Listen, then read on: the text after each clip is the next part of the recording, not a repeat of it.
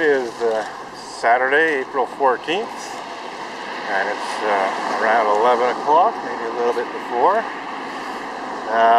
Montreal Unitarians are hosting an event called Empty Bowls, which is going to bring in a fair bit of general public to the church. In fact, I see 7 or 8 people outside the church and coming to the church right now. And I thought I would take the opportunity to make my little protest known to the general public who will be showing up here. The event goes from 11 until 2, so I think I'll be here for at least an hour or two. I don't know if I'll stay until 2 o'clock, but certainly should be here for at least an hour and a half or so. So as I said, there's currently at least 7 or 8 people, more than that really, more like a dozen, either in terms of standing around outside or having just entered the church since I arrived. So a fair number of people right off the bat seeing my ticket signs. I considered bringing my megaphone along, and I'm kind of regretting it, deciding not to, but c'est la vie would have been handy right now with at least 10, and it looks more like a dozen people just milling around outside the church. Can't win them all. It was my choice to dispense with the megaphone for various reasons.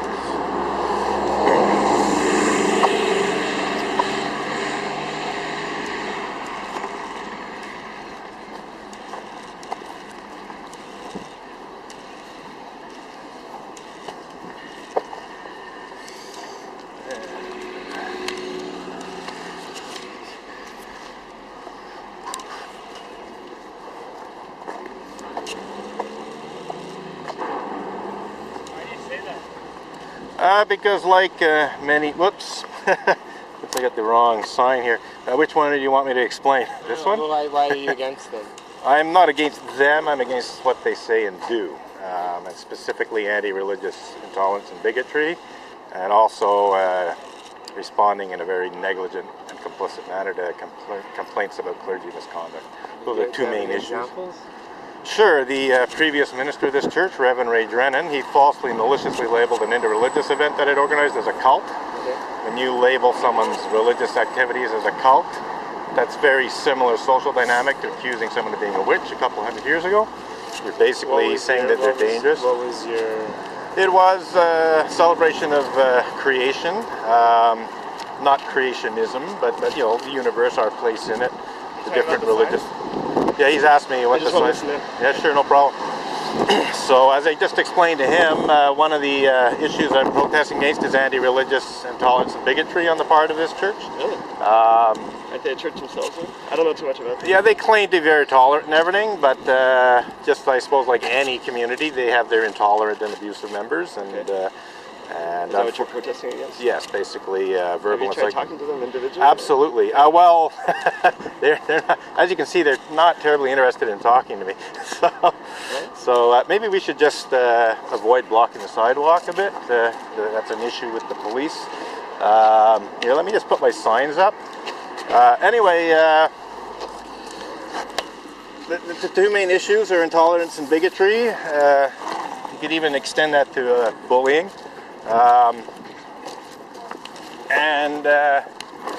You know, when it's clergy, and I don't mean just my case, but other cases, they do very little. They basically do anything they can to play down the seriousness of the minister's bad behavior, and they try to pressure you to be silent. For instance, when I first complained against the minister, almost immediately they threatened to throw me out of the church for complaining. They described my behavior, which was distributing letters to church members. You asked if I tried to speak to them individually. They described this as disruptive behavior. Their description of disruptive behavior is like psychologically and emotionally abusive, blah, blah. It was much more applicable to how the minister behaved towards me, which they did nothing about. And then they're trying to... You should explain to him what the minister presented to us. I thought I did. He labeled an interreligious event that I'd organized as a cult, which, as I explained to this fellow, the social dynamic is very similar to saying someone's a witch, 200 or 300 years ago. Basically dangerous, a danger to the community and so on. It casts suspicion on what you're doing.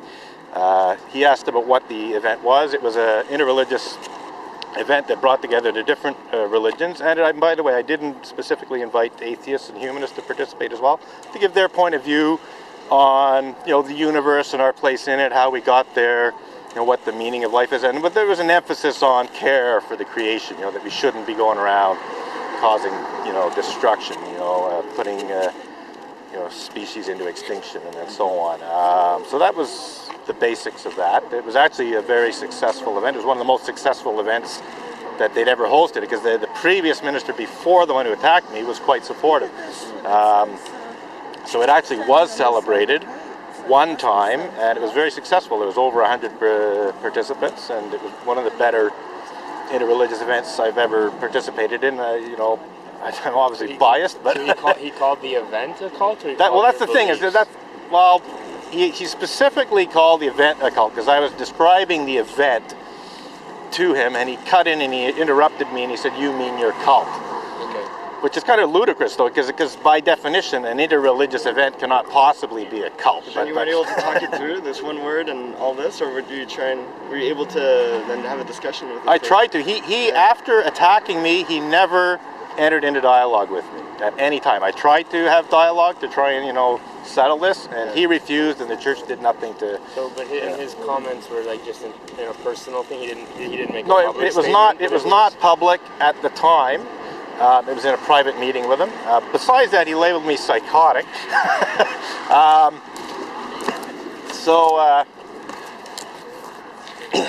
It was in a private meeting, but it's priests or ministers, they don't abuse children in public either. Like the fact that it was in private has little to do with what he actually did. And it actually put me in a difficult position, because I'm going, well, if I complain about this, more people are going to know about it. And the more I complain about it, the more people are going to know.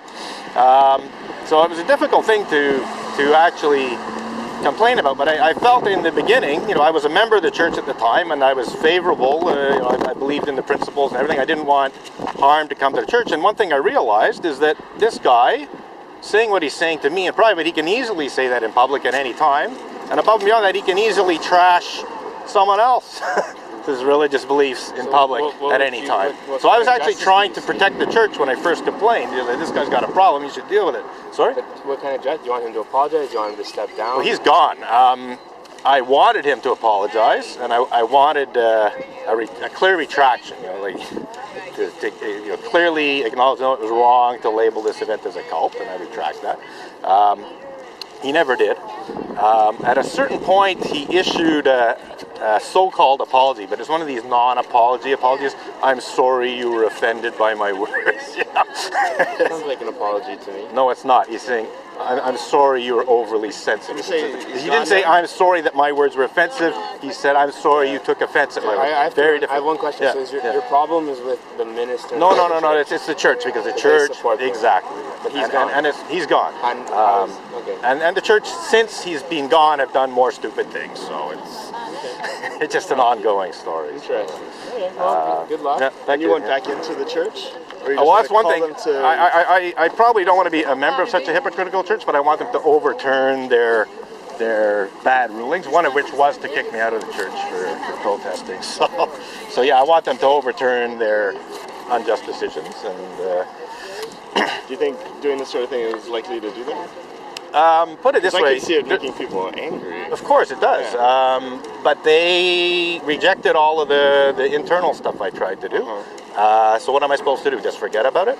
And the other thing too is when I'm doing this, as far as they would move on. And, I mean, the thing hang church on. What I'm concerned about, association. It's not like the state where you can't not pay taxes or something. Right. Church, you can choose to opt in or opt out. Right. But the point being is this kind of abuse happens. It doesn't happen only to me. So I'm basically warning people, this can happen to you too. The whole issue of clergy misconduct, all forms of clergy abuse, including out here? What? You're out here every Sunday? No, well, yeah, most Sundays I'm here. Not every Sunday. I mean, if I got something better to do. But basically, I'm a regular church attendee, as it were. But I'm on the outside where they wanted me. So they kicked me out. I said, fine, I'll be here with picket signs. So really, it's been going on a long time. But my point of view is, well, I'm just going to church. I'm just doing it in a different way. How long have you been going on? It's been going on coming up for 14 years. Wow. One Unitarian minister who's aware of the issues and basically sympathetic to me, she calls this my alternative spiritual practice. So another one calls it my prophetic work. So there are Unitarian ministers who know the issues, who know that I'm actually right, and who are at least morally supportive of what I'm doing. And in fact, the one who called it my prophetic work, this is like quite recent. This is in the last 6 months. I asked her, do you think what I'm doing is like, do you think it's doing more harm than good? And she said, no, I think what you're doing is actually necessary. So if the Unitarian minister, who's not a member of this church, but who knows the issues, is saying, no, I actually think what you're doing is necessary, I'm going to keep doing it. So that's it. And of course I'm here because I want the general public to be more aware of it. You take pictures too? I keep a camera running. They've made all kinds of false accusations about me. So they've falsely accused me of blocking the sidewalk or even assaulting people. And conversely, I've actually had bad behavior from them. Plus, there's quite a lot of police interventions, and sometimes the police overstep their authority. So I keep this is running right now. Oh, really? Oh, yeah. Audio too? Of course, yeah. It's a video. So I just keep a record of everything in case, there's a false charge against me, in case one of them behaves badly, or in case the police behave badly. If you want to see the videos, they're on YouTube. There are some already. I mean, just a few weeks ago, an SPVM police officer came by, and he said, you have to leave. And I said, why? You're in a bus zone. It's like, excuse me. That's true. You should be waiting for the bus. No, but no. The whole point he was saying is like I'm like not allowed to be in a bus zone. I know, but you could just say, well, I'm waiting for the bus. Well, obviously I'm not. But the whole point is, you're a protester. You're allowed to be in a public place. Yeah, you're allowed to be on the sidewalk. The fact that there's a bus stop there is irrelevant. So he was just making up some bogus excuse for getting rid of me. I've considered that bungees actually. When it's windy, I sometimes put away the extra signs, but anyway, I hope that's explained things to you somewhat. And like I said, it's not just a local problem. There's a fair bit of similar things to what I've experienced in other Unitarian churches in other parts of Canada and the United States. So to me, although I obviously can't be everywhere at once, so I keep it up here and I put it on the internet, and so it's on an international level, really. So.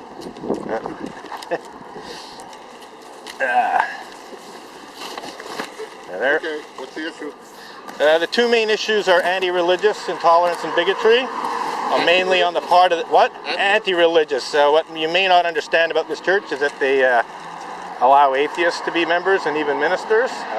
So you actually have atheist members of church, atheist clergy, and some of those atheists, not all of them, are anti-religious. They're not just, I don't believe in God, it's like religion sucks kind of thing. Okay, I don't really have a problem with somebody, a church admitting atheists. I don't have a problem either. In fact, I was a member of the church. Like I said, what I'm against is the intolerance and bigotry of some of the atheists, and the fact that everyone else seems to accept it.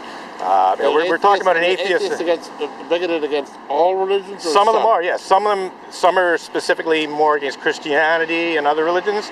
There's a lot of anti-Christian bigotry. There's more specifically anti-Catholic bigotry.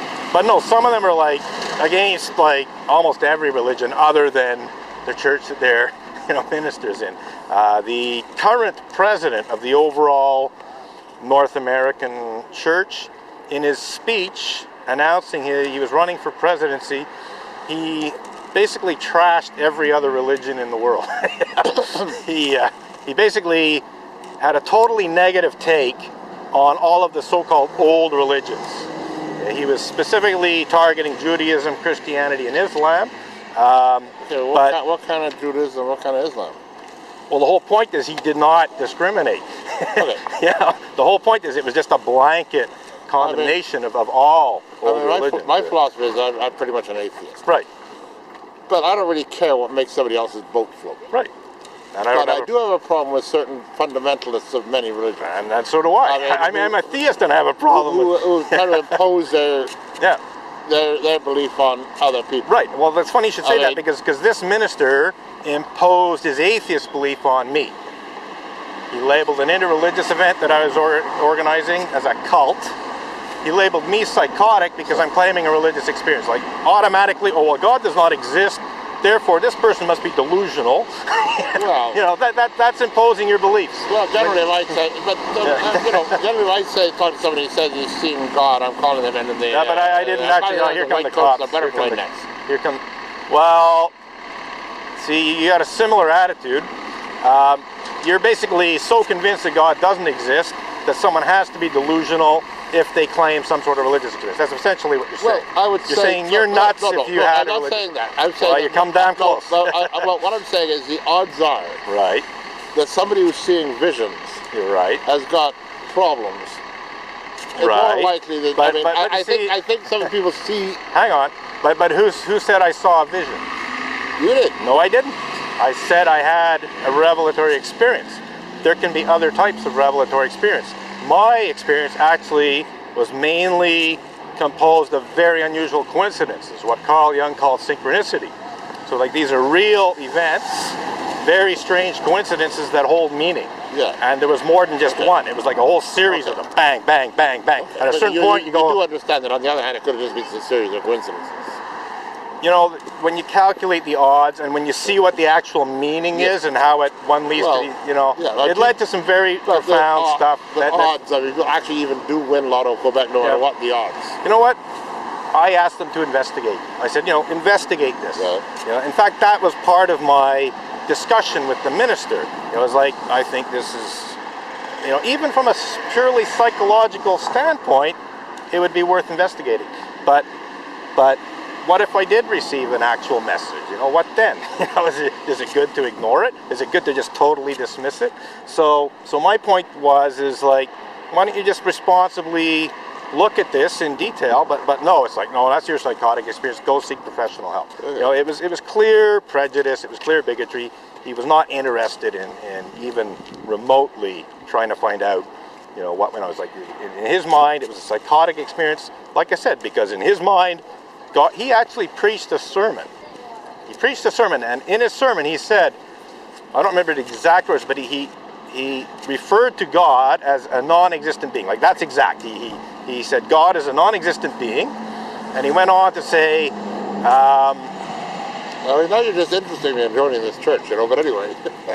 I'm sorry, when a minister declares from the pulpit that God does not exist, you've got a problem there. There's not an atheist on this planet who can say with absolute, definite certainty that God does not exist. There's not one. Okay, well, let's You say know, I'm an agnostic then, because I mean... Right, no, but that's what I'm getting at. Once you get Yeah. into true atheism, Right. that becomes a religion. Well, no, itself. no, but strictly speaking, atheism is simply a lack of belief in God.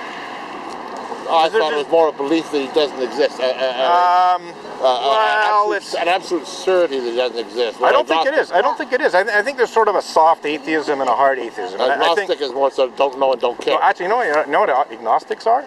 They are people who claim, well, it's not possible to know one way or the other, which is wishy-washy as hell. You really do not want to be an agnostic. I would have more respect for you as a hard atheist than as a wishy-washy agnostic. Okay, well, I'll say more on the soft atheist. No, but that's it. Exactly. So, but yeah, you do have these atheists who basically go to the extreme. I call them fundamentalist atheists because they're quite fundamentalist in their atheist beliefs. Well, I have trouble with fundamentalists of all stripes. Right, and so do I. I'm not big on Christian fundamentalists. I'm not big on Jewish fundamentalists. I'm certainly not big on Islamic fundamentalists, and so on. I don't care if they're Sikh, but you can't trash all of religion or any one specific religion just because it has a fundamentalist, group. Yes. I don't trash this whole religion because it's got some fundamentalist atheists. Well, your science seems to. No. Unitarian Universal pervert justice. That's exactly what they do. They do, in fact, pervert So justice it in seems many like you're different ways. talking about the, As a group, they do this. With this particular minister, not this particular No, church. because I complained locally to the church. I complained to the big old head office in Boston and Toronto, and they all whitewashed it. In fact, they went so far as to say that the minister's behavior, as I described it, and I described it in a lot more detail than I did to you, seemed to us to be within the appropriate guidelines of ministerial leadership. You know, it's like, excuse me, like it's within the guidelines to like trash a person's religious event as a cult. Okay, you're not taking photos of the people going in and out, are you? I have a video running because I've had several problems where A, members of the church make false accusations against me. B, they behave badly themselves, so I'd like to have a record of that if and when they do. C, there's been a lot of police interventions. You might have seen the police go by, and in some of these interventions, the police have overstepped their authority. I've already used one of the videos to bring a guy to the Police Ethics Commission to make sure that what are they he had his accusing knuckles you up. of? I don't know. You better ask them what they're accusing me of. But I have every right to be here as far as. But they make all kinds of issues. Like they say, oh, well, you can't have these signs here. And Well, you're actually on their property. no, I'm not actually. This is municipal property, 3 feet back from the sidewalk. So this is an issue. They've actually though they went so far as to have criminal charges brought against me. What, interfering with a clergyman in the course of his duty? You know that law. I don't think it's the law. It was a section of that law, which is against disrupting a church service. Yes. They charged me with that. You know what? If you're out here, you're not disrupting a church service. Absolutely. And that's what I told the prosecutor. I said, excuse me, I'm out on the sidewalk. I'm walking back and forth. I'm not making a lot of noise. They can't see me. Like, look, that's the sanctuary there. But ordinary cop actually arrested you on that? I was arrested on December 4th of 2000. I was acquitted. By a regular cop? Yes. The deputy driving by that happened to know that? No. This was all set up. I mean, are you an NDG resident? Well, I have been, yeah. Have you heard of Jeremy Searle? Yeah. Yeah, city councillor, mayor wannabe, blah, blah, blah. He was a member of the church. I'm sure he pulled a lot of strings. So anyway, he was one of the prosecution witnesses, actually. I was acquitted because it was like total bullshit. But the fact that they went to those lengths. Yeah, I mean, I got no problem with that section of the criminal code existing. Neither do I, but misusing it like that? Yeah, misuse of that. I mean, it's not one that's used very often. I defended myself. Yeah.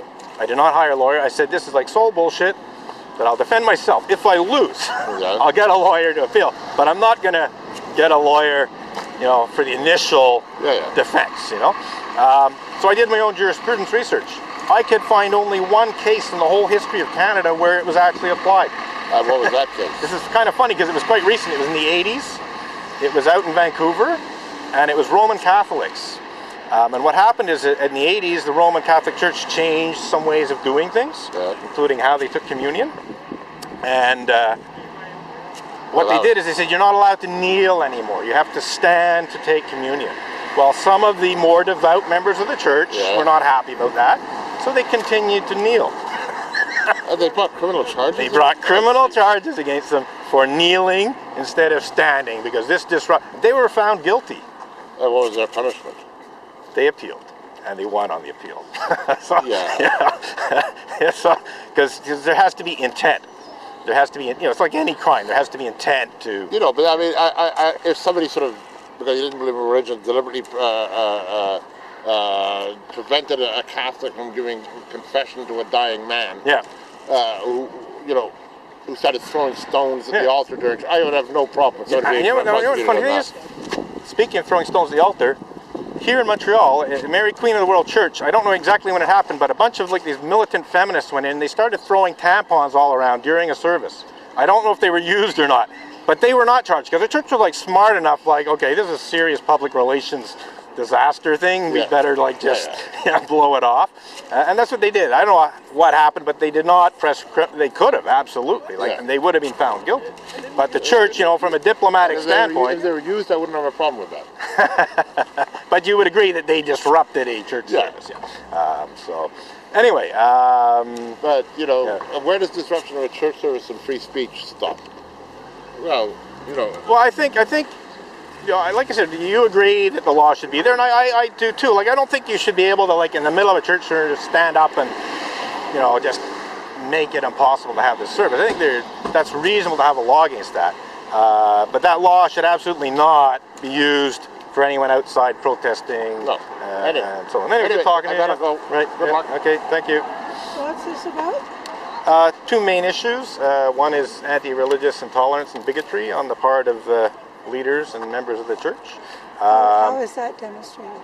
Well, basically, it's demonstrated in many ways, not just here, but in other churches.